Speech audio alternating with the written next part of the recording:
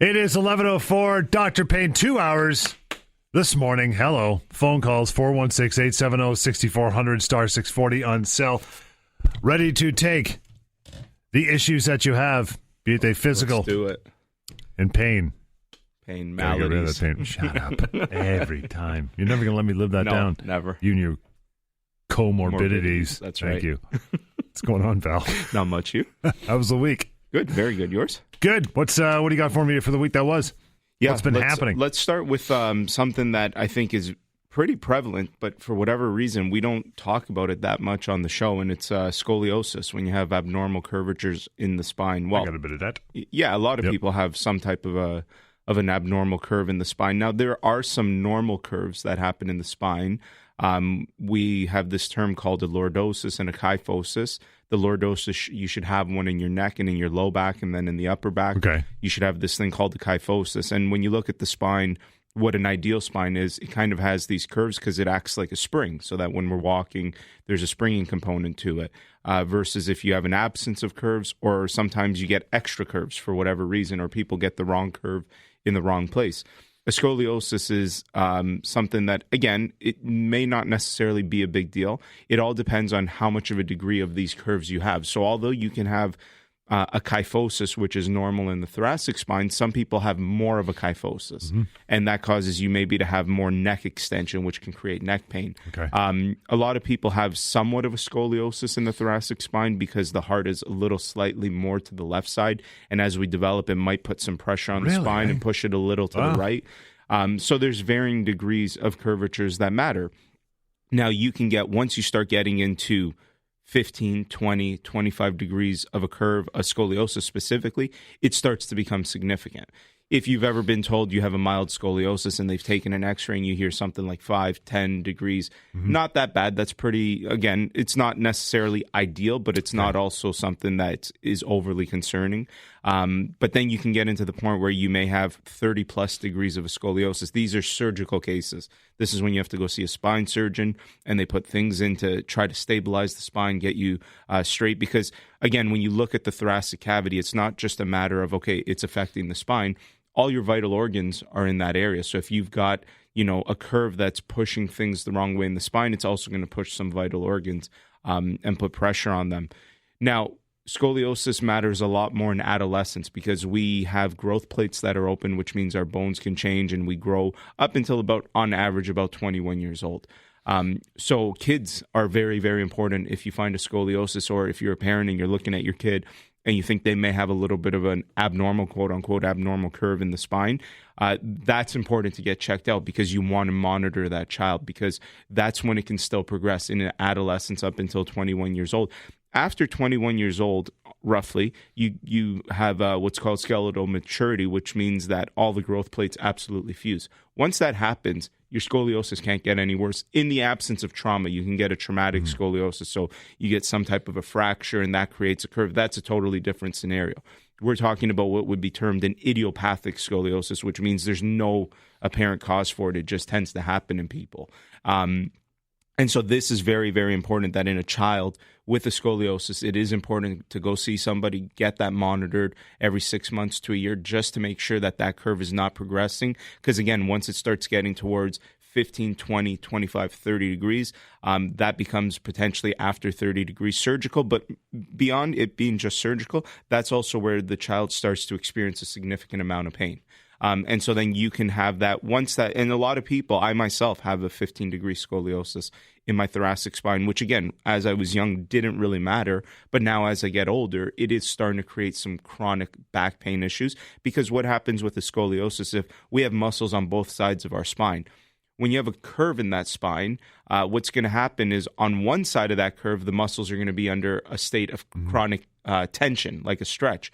And on the other side, they're going to be under a state of chronic contraction. So you can imagine that neither is overly comfortable. If you take your bicep and you try to hold a contraction for, a prolonged period of time, that is not very comfortable. Equivocally, if you take that bicep and completely extend it, that's also not comfortable. And so with the management of scoliosis, and once people who have the scoliosis have a certain amount of pain with it, this is where someone who knows what they're doing, some type of spine expert, is going to be able to help you with what things do you do on the muscles that are in a chronic state of contraction, and what things do you do on the muscles that are in a chronic state of stretch. And the intervention has to be very specific. It also matters where is that curve. Some people have what's called a C curve. So it's exactly what it sounds like. It's a C. Some people have an S curve where you have two curves, one maybe up in the high back, one in the low back. And sometimes you can have it just in the low back. Also, what happens with a scoliosis, especially towards the lumbar spine, is it can shift your pelvis, which means one leg could be shorter than another.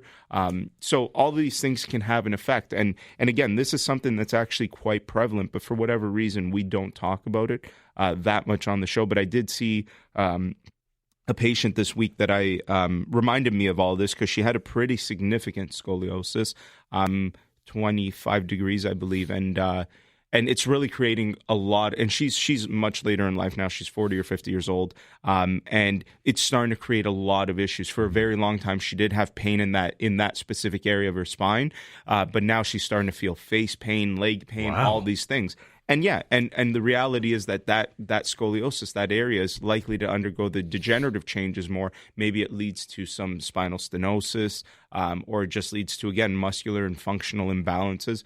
But a lot of times these things do cause pain. Now, don't be fooled, though, if you're 30, 40, after skeletal maturity, you go see somebody that says, because I hear this all the time, we can get rid of that curve for you. Yeah. No, you can't. You can definitely find someone that can help you manage it, and help you to manage the pain that's associated with it. But anyone that makes you believe that after skeletal maturity, they're going to get rid of that curve by simply external factors, it's not happening. And a coat hanger. It's not. Exactly. It's not a coat hanger. Your body has fused that way, but you can do stuff to manage it. Pain, you're in pain, you have questions about it, here, right, for the next 2 hours. 416-870-6400, star 640 on cell, info@paincarecanada.com. And to get a hold of Dr. Lou anytime, 1-855-55-Dr. Lou, DRLOU. Dr. Pain Show continues, Talk Radio, AM 640. It is 11:14, 416-870-6400, star 640 on your cell to call in and talk about your issues. Would love to hear from you. Nick, good afternoon, or good morning. How are you, pal? Yes, good morning to you guys. How are you today? Good, sir. What's happening? Great. Dr. Lou, I was diagnosed with transverse myelitis, which is an autoimmune disorder related to MS. Yep. It's in my upper spinal cord, C3, C4, so it causes a lot of problems. Right. I'm very lucky, Dr. Lou, because I'm still very functional. Good. A lot of people that have this lose their function and are paraplegics or what have you. Yep. The question I have, Dr. Lou, is very simple. I take Lyrica, which is actually very good. It quietens down all of the nerve activity, so my nerves aren't on fire as such. But the only undesirable thing is it does make me very, very drowsy. Right. From a work standpoint, the amount of Lyrica I take, unfortunately, is not good. So I'm just wondering, is there an alternative, Dr. Lou, that you would recommend? It's tough to say. So when you look at, something like transverse myelitis or MS, you're going to have a component of nerve pain, obviously, as you know, but just so for the listeners. And Lyrica really is very good for that type of nerve pain, neuropathic pain, chronic pain, fibromyalgia. And the reality about any medication that really works well on nerve pain is its whole point is to tone down the nervous system. Right, which you can appreciate. Now, the reality about the nervous system is it also controls how alert we are, how conscious we are, and it would be very, very hard to have a medication that works on the central nervous system without also affecting the drowsiness, making people tired. That's just kind of the reality of medication for neuropathic pain. And you're right, Lyrica is great for this type of issue, but it does come with its potential side effects and or adverse effects that maybe the patient doesn't necessarily want. But in all honesty, I can't think of anything that would be medication grade that it's not like you're just saying it's chronic pain. This is transverse myelitis. There's actually demyelination going on in the spinal cord. And so you have to treat that medically. And in doing so, the unfortunate reality about that class of medication is it's going to have an effect on the whole central nervous system. And that is also going to include your ability to be alert, more conscious, and all those things. And that's just kind of, unfortunately, unfortunately that double-edged sword that comes with the reality of taking that medication. And like you said, it works great for what you want it to work for, but it may have some undesirable component with. And I just think that's the part of healthcare where, and I think you'll appreciate this, Nick, is you got to look at the risk versus benefit, and the benefit here greatly outweighs the potential risk here, which is it makes you a little drowsy. You're maybe not fully coherent to the best of, or to what you would want to be. But that's unfortunately the reality of all of those classes of medication. Well, that's a great summary, Dr. Lou. Thank you very much. I'm disappointed because I thought you were going to highly recommend marijuana or something. But... Well, that's something, again, I can't make specific recommendations for a patient over, the radio, but I can definitely tell you that, does medical marijuana have its place in this type of stuff? Absolutely. Can I tell you that would take you off the Lyrica? I'm not sure because I don't know the full extent of your case. And in all honesty, you're likely dealing with a neurologist with this. That's probably a very good conversation to have with the neurologist. Right. Yeah, no, I appreciate that. Yeah. But that's also an option. Medical marijuana has its benefits for neuropathic pain. Now, you may be able, in that conversation with your neurologist, there may be a way to maybe tone down the amount of Lyrica and supplement some marijuana, or there may be a contraindication with other things that you have going on where he or she may not want you on medical marijuana. So that's a loaded question, and there are other things, but in general, I guess my response from the Lyrica standpoint is that it is going to have its effect by toning down the central nervous system, which also means it's going to tone down. Now, you have to also realize with medical marijuana, similar effect, right? It's a psychoactive drug, so if you do something to tone down the central nervous system, one of the side effects of marijuana is you're going to be drowsy, Might right? bake you out. Yeah, exactly. Yeah. So it's still going to have a similar type of effect. Thanks a lot, guys. I do appreciate it. And that's a great summary, Dr. Lou. No problem. Thank you, Nick. I appreciate that call. We'll should we take it? What do you think, Jody? Take a break. All right, we'll take a quick break. We'll get to you, Gregory, as well, and your phone calls, 416-870-6400, star 640 on cell. Dr. Payne Show, 2 hours today, right till 1 o'clock, Talk Radio, AM 640. 11:22, Dr. Payne Show, 2 hour edition till 1 o'clock this afternoon. We'll get to Gregory. Greg, thanks for hanging in. How are you? Oh, thank you for taking my call here. No worries. I'm so glad to get a hold of Dr. Lou. My issue is not so much of the pain, but it's itching throughout my upper body, well, even down through my legs at times, predominantly at night when I go to bed. Now, doctor, this thing doesn't persist as much to any degree in the summer season, whereas it does as I turn into the winter season. I know you're going to say something about moisture, humidity in the room. I don't think it's that simple. Right. I just want to know, and I'm scratching at night. I'm itchy. I wonder if it's allergy related, or what can you say about this? I'll leave it. Go ahead, sir, please. So how long has that been going on for? A number of years, actually. Okay. I'm not a spring chicken, my friend. I'm 71 years old. I'm very good health. But I got to back up a bit here. I had an issue of eczema when I was a baby. Then I had an incident in my early 20s where I would break out into an extreme inflammation in the sun first time of the year.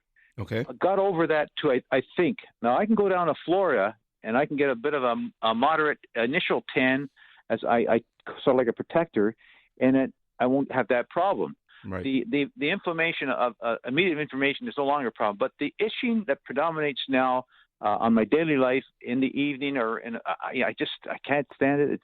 It's hard on me. I'm taking antihistamines at times that just knock myself to go to sleep, and I don't think it's the right way to go. What do you think? Yeah, I mean, so yeah, you're right. Definitely, like moisture changes can absolutely affect it. It could be some type of an allergy, especially if it's long-standing. Could be some mild autoimmune. Sometimes you don't necessarily have to have a severe autoimmune disease that creates an issue, but maybe you can have something very, very mild preclinical that creates something like this. Nerve issues can create itching all over the body too. Mm-hmm. Other things, vital organs, sometimes if there's, for example, with the pancreas, if there's issues with the pancreas, that can create itching. Now, it seems not as likely with you because of how long it's been going on. But again, different types of things going on in the body can definitely create itching and widespread. I would say that it's worthwhile. Have you tried to have this investigated? To a degree, some years ago, my family doctor just told me to use certain moistures, not moisturizers, creams, surface treatments to lessen the effect. Mm-hmm. Nothing that really got down to the nitty gritty on what's caught. Like, I want to ask you too. Like, I may have an unknown allergy. How would I be able to determine that? It's a tough question. Yeah, you're right. Sometimes there's things that are just subclinical, and it'll be very, very difficult to figure out. The only thing that I guess, think of to try to rule in, rule out with headaches, with pain, we tell people create a diary. So maybe creating a diary and following, what's the temperature like today? What did I eat? Everything. When was the last time I washed my bed sheets, et cetera, being as detailed as possible. And then over weeks, months, you may be able to look for some type of common feature where you say, okay, there we go. There's something that I see there. So that would be my best suggestion. Or also, again, call me. Let's set up an appointment where we can. I wanted you to refer to that. I mean, I'd like to talk to you about, and not on the radio here, but what type of medications I'm taking and my whole health issue. But the strange thing about this is that it only occurs we get into we escape the summer season. You know what I mean? Mm-hmm. And that's the idea. If you give me your number, I'm going to get back to you, and we can bounce this around a little bit more. No problem, Greg. Here's that number, 1-855-55-Dr. Lou, DRLOU, 1-855-55-Dr. Lou. To follow up, hey, Herb, how are you? I'm fine. How are you? Good. What's going on with you? All right, so I'm 75. I had excruciating back pain a couple of months ago to the point where I had to go to the hospital. And the doctor didn't take any x-rays or do much else but give me morphine, 1 milligram. It told me to take half. I couldn't even stand that. And now, 2 months later, the pain is pretty much gone. My GP referred me to a physiotist. I don't know what a physiotist is other than what I've seen online. A physiatrist, maybe? No, physiotist. A pain management person. Is that what you are? Physiatrist. That would be a physiatrist, not a physiist. Physiatrist, yes. Yeah, okay. My appointment actually is tomorrow. In my 40s, I've had the same kind of back pain, manifested itself on the left side, went to sports injury clinics, pain went away, didn't bother me, and until about 2 months ago, it was so excruciating, like I said, I had to go to the hospital. So I'm not sure what to expect from the physiatrist, really, what kind of questions to ask. I heard you talking before about somebody with back pain that had to do with spine curvature. Mm-hmm. I've had, I think, what's known as a rear end shelf. My spine's kind of curved. Okay. My daughter, years ago, who's an adult now, had what's that term called? She had her spine was curved to the point where she had to have rods put in. Sure. Okay. Scoliosis with Harrington rods. Exactly. Yep. So I don't know if that's running in our family, and so basically that's really my questions. What should I expect from the physiatrist when I go tomorrow? Well, yeah, I think what you should do when you see the physiatrist is, number one, just give them a detailed account of what you have been going on or what's been going on with you. It's really their job to investigate, so they're going to ask you a lot of questions. Sometimes I find with my patients, some people will walk in and they'll actually have things that they've written down because for whatever reason, maybe they're a little bit nervous. They aren't good under pressure. They tend to forget. So that may be helpful, is outline exactly the things that you've been going through, et cetera. That way you can just be as specific as possible with this physiatrist. Now, again, they're likely going to ask you a whole host of questions anyways. And based on all those questions, they're going to come to what's called a differential list in their mind, where they're going to think, okay, this sounds like it could be A, B, C, D, E, F, whatever. And then they're going to start, by doing what they have to do, which is ordering different types of tests, imaging studies, et cetera, whatever it may be, to rule out A, B, C, D, E, until you're left with potentially one thing. And then once you're left with one or two things that are more likely, that's when you can get into what are likely the best treatment options. All right. Well, okay. One of the things that I was thinking is that because the pain has gone away and virtually is non-existent now, is whether or not I should even have canceled my appointment. But then I decided it's probably best to talk. I would say just go through with the appointment, especially if you're talking it's tomorrow. Again, it's not going to hurt to have that opinion and just go from there. Herb, appreciate your phone call. Yours as well. We have wide open lines, 416-870-6400, star 640 on cell. Dr. Payne Show continues. Talk Radio, AM 640. 11:32 on the Dr. Payne Show. Yeah, 416-870-6400, star 640 on cell. Bring them on. Would love to talk to you. Have any complaints about pain or otherwise? This is the hour to call for sure. Gordon, hello there. Good morning, sir. What's going on? Long-time listener, first-time caller. All right. What's going on with you? Well, Dr. Lou, I've been medically diagnosed with spinal stenosis. Mm-hmm. This has been an ongoing issue for me for the past approximately 5 years. Okay. I have had 4 MRIs done over the last 5 years, and each one was at a regular interval, and they each show the stenosis getting progressively worse. Right. Having said that, I have seen an orthopedic surgeon in Toronto. I live in Northern Ontario. Mm-hmm. And the report, just to kind of paraphrase it all so I don't mess it up here, I do have central stenosis at L3-4, severe spinal stenosis at L4-5, left-sided foraminal stenosis at L5-S1, compression of the exiting L5 nerve root. Okay. The options given to me by the surgeon were to possibly take a lower lumbar epidural injection to relieve the pain. Right.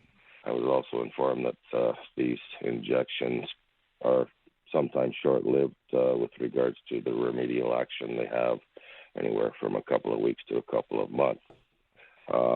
My next step would be faucet rhizotomy, or what he has suggested to me now, because of the extent of my lumbar issues, is just to paraphrase here again, more definitively would be an L3-S1 posterior decompression with an instrumented fusion spanning L4-S1 with transforaminal lumbar interbody fusion.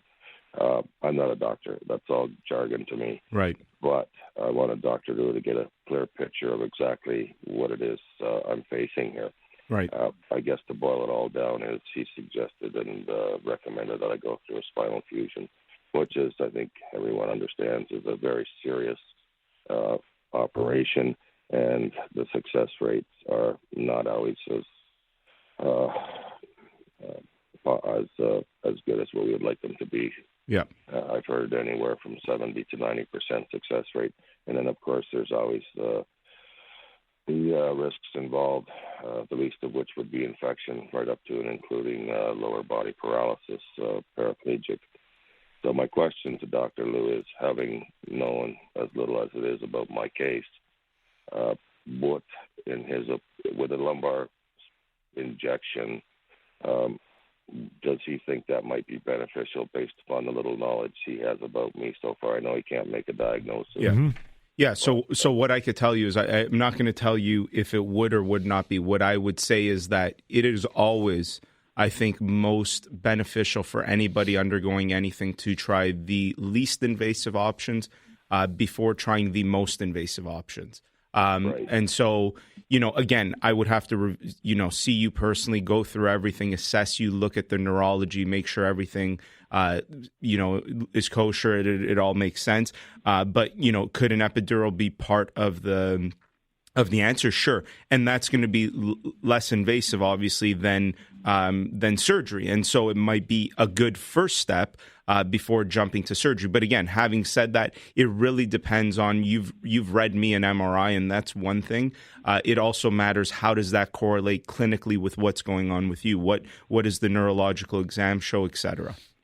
Right. Okay. Okay, sir. Thank you. And then also, if I may, Dr. Lou, one more quick question. Mm-hmm. Should I get to the point where the injections just aren't cutting it, so to speak, if I were to seriously consider and even opt to go for the interbody fusion, I've been told that the rehab recovery time period can be anywhere from 12 to 18 months. Now, I do live alone. I'm single with no children, and I really don't have a support team to kind of help me through all of this. Mm-hmm. Is that normally the case for a rehab recovery period? And after that type of a surgery, in general, is a person able to get up and become mobile in their own house for cooking and again, those are all things those are prognostic factors that very much depend on the individual, and it doesn't do it justice for you and I to just speak over the phone here on the radio to have a clear picture that if I saw you, I could give you a better indication as to what you personally should expect. But it's too loaded of a question for me to answer right here and right now. I see. So can I set up an appointment with you? Sure. Yep, absolutely. Once I get off the air here, please. Yep. Yeah, you sure can. Gord, here's the Paul, here's the number 1-855-55 Dr. Lou, DRLOU, or info at paincarecanada.com. We'll get to Paul. My phone line's being a little screwy here. Hang on. Hey, Paul, how are you? Hey, I'm doing good. How are you? Good, pal. What's going on with you? So, I'll give you a brief synopsis. About almost 7 years ago, I felt a small little pop in my lower back. I used to coach hockey, and since that time period, I've just gradually gotten worse. It's been diagnosed as an SI issue, so my sacroiliac joint. Yep. I've undergone tests, multiple MRIs, X-rays, all sorts of scans, and basically every one of those come back as sort of mild degeneration. Sure. Okay. Of the hip. I've gone to Dr. Jeremy Fennell in Oakville, and he's done some injections. I actually he even did some ablation. He thought that would help. I've done some PPL stuff. Actually, up to this. So I've had no success. So I'm in constant pain from a scale of waking up in the morning to being, say, 1, and then by the time the day ends, you're up to a 9 or 10. Okay. No sort of pain medication really seems to help other than something that's so severe like oxycodone that would actually doesn't allow me to function other than, just sort of lie on my back. So I'm wondering, there's some other options that I've been given, and some were perhaps some stem cell injections, or what are your thoughts on that? Like the PRP injections? Well, I did the PRP, and that didn't help. Okay. So you're talking about specifically, again, all these things are, you can try it. Have you done good rehabilitation of your low back pain? For 6 years. I've gone through pretty much everybody who's claimed, and again, all of them claim that, give me 6 sessions and I'll have you back in. No. So when I say rehabilitation, I mean good exercising, good core rehabilitation. Like core rehabilitation means something that you would have started 6 years ago and you continue to do today. Because the reality about a lot of chronic back pain is that it's just there and it may never necessarily go away 100%. But in doing these good core rehabilitation exercises, you don't sound like someone who needs continued passive intervention. It sounds like you need to be doing a lot of stuff on your own, and that may be the best option for your low back pain. Okay. Okay. Well, again, to answer your question, I guess I've not done that. I've done exercises that say the therapist may have said, try to do this or so on and so forth, but nothing has really helped. And how long have you done those exercises for? On and off, I'd say for the period of 6 years, but and there's never any, occasionally, other injuries where you'll go get some treatment or a massage or something and you feel like you temporary relief. Yeah. I can't even get that. Yeah. So I think the important thing is, again, you're an ideal patient for me to assess, but I think you sound like someone who just needs to have good graded exercises introduced. Right. So that's where you work with someone that gives you the right exercises based on the evidence to get back pain better. And then you make sure that you make it more and more difficult. That would be my job or the therapist's job, not for you to figure out. And you have to do these things religiously. Exercising and rehabilitation is not something that can be on and off. It's ongoing. It needs to be ongoing religiously. 416-870-6400, star 640 on cell. Thanks for your call, Paul. We'll get to yours after a short break. We got open lines. Dr. Payne Show, Talk Radio, AM 640. It is 11:46. We still have some time for you to call in and talk to Dr. Lou. Headaches. It is headache year. I had 4 people in my family yesterday woke up with headaches. I don't know if this is seasonal, if it's weather, but it's a chronic thing, right? Keep those diaries happening. Yeah, it can definitely be related to the seasons. I also think it's not just the temperature, but when seasons change, people change the things that they do. Right. So, yeah, good call. So in changing that also could potentially have an effect on your body. Maybe because the weather's not as nice, you're not, as active as you were in the summer. So now you're a little more static, and that static position can create headaches. And the same thing can happen then in the spring, because now all of a sudden you go from being, more sedentary to a little more active. And now that activity can create things. Could also be related to the pressure that it has an effect, right? I mean, we're live tissue. If you took a piece of meat in and out of a fridge, there's going to be a change in that piece of meat for sure.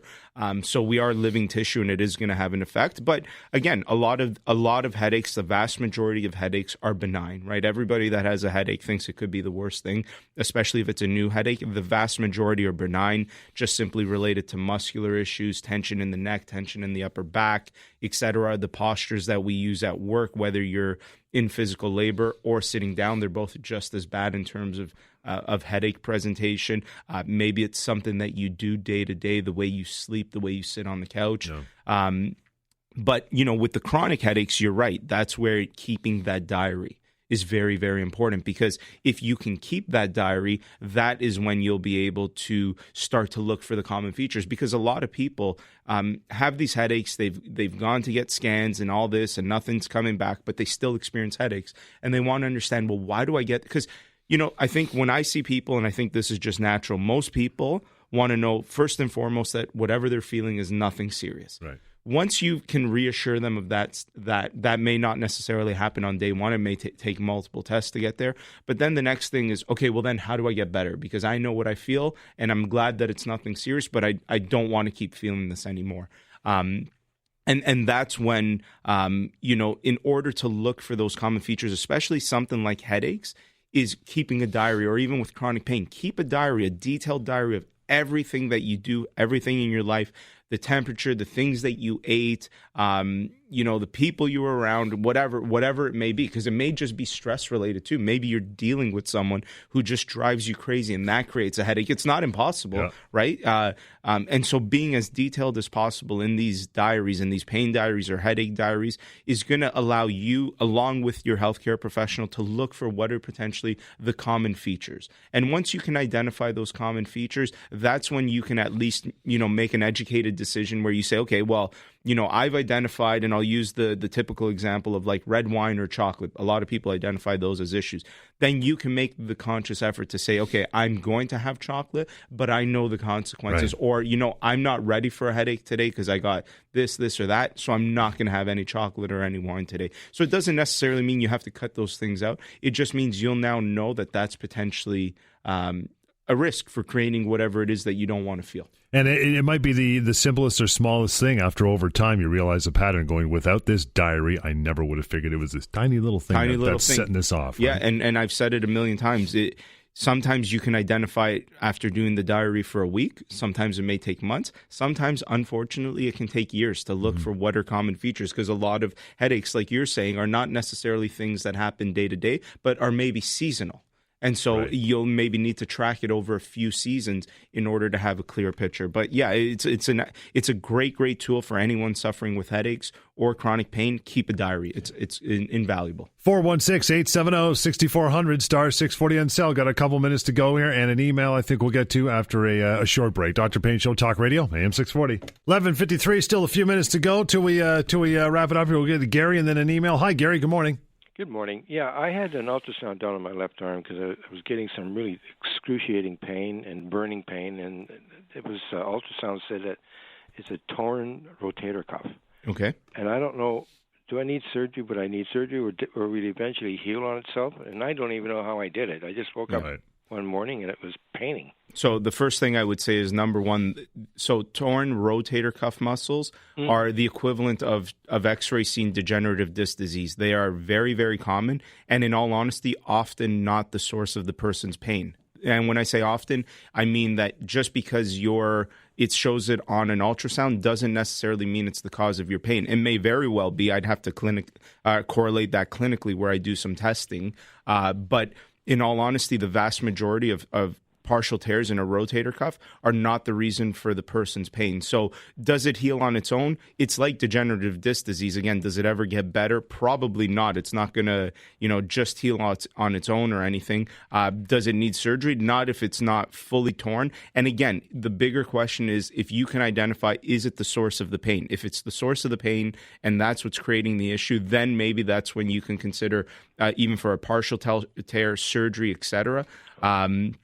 But in my experience, a lot of the times, tell me a little bit more about your symptoms. Where's the burning pain that you have?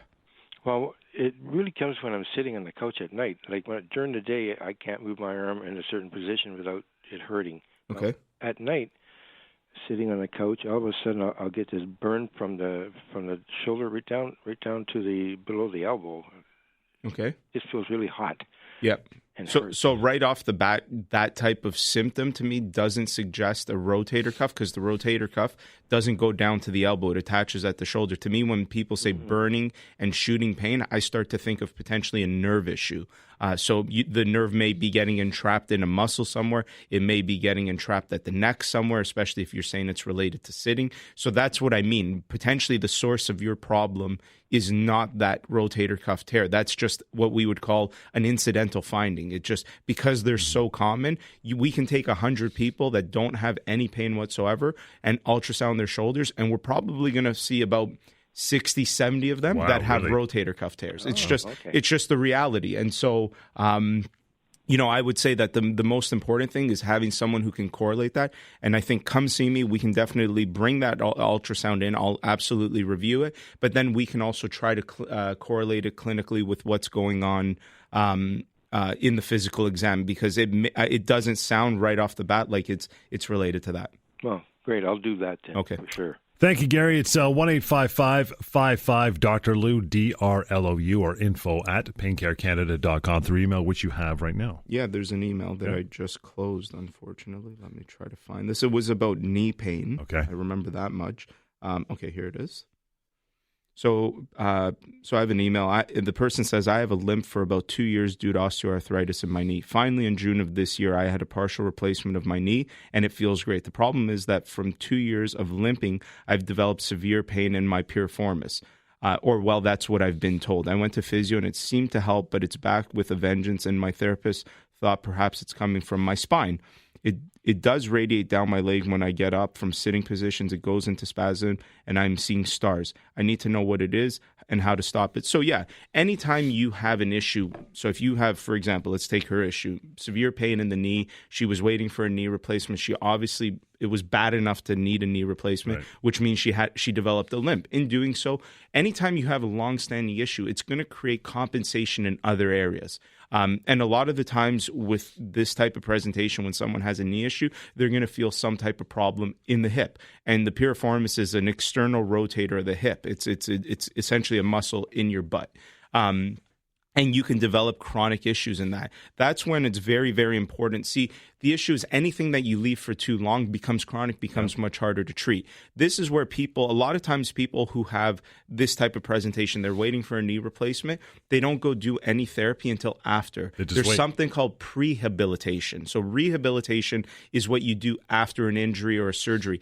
Prehabilitation is the things you can do prior to a surgery to improve your outcomes, to minimize the source of other types of pain that may be associated with this. So that's number one, what I would say for people listening. If you're waiting for a surgery, you've got issues, get in to see somebody, get some therapy going, eliminate those things. But in this person's case, we need to assess it. We need to see, is it actually the piriformis that's creating the problem? They may have the wrong diagnosis. Maybe it is coming from the spine. Maybe it is a herniated disc, and they need to have an MRI or something to identify that. So there's a lot of things here that can be done. But again, that prehabilitation is very, very important. So if you're waiting for a surgery, you're waiting for something, give me a call. We can set you up with someone to do these things because it greatly, greatly improves your outcomes after the surgery. Great for another week, my friend. 1-855-55 Dr. Lou, DRLOU, to give him a call. Book that free consultation and info@paincarecanada.com. Till next time, next week, Dr. Pain Show, Talk Radio, AM 640.